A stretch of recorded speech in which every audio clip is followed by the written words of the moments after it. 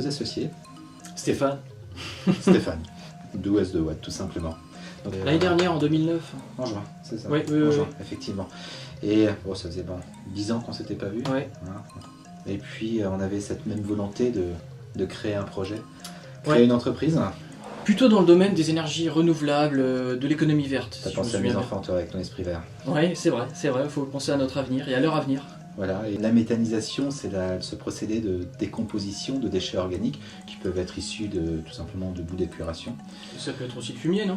Absolument, le fumier, et là, transformer le fumier en or, c'est quand même un paradoxe qui a intéressé beaucoup d'éleveurs, et c'est clairement notre cœur de cible. Ce qui m'avait plu dans la méthanisation pour le secteur agricole, c'est qu'on répondait à une vraie demande du secteur agricole qui est sinistré à l'heure actuelle, qui a besoin de revenus complémentaires. Voilà, et il va produire donc de l'électricité.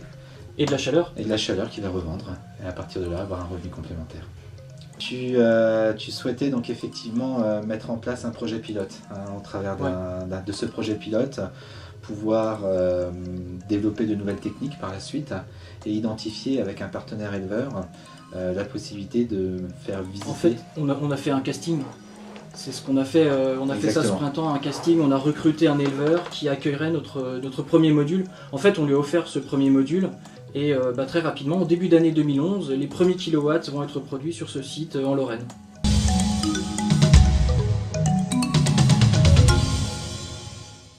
Bah oui, à travers le réseau Entreprendre, on a bien évidemment un accompagnement, on a un prêt d'honneur, c'est un ballon d'oxygène pour nous, ça va nous faire du bien, mais à travers l'accompagnement, on rencontre des personnes qui ont l'expérience et le recul qu'il faut pour avoir l'œil critique et répondre à nos questions, remettre en cause peut-être certaines de nos orientations.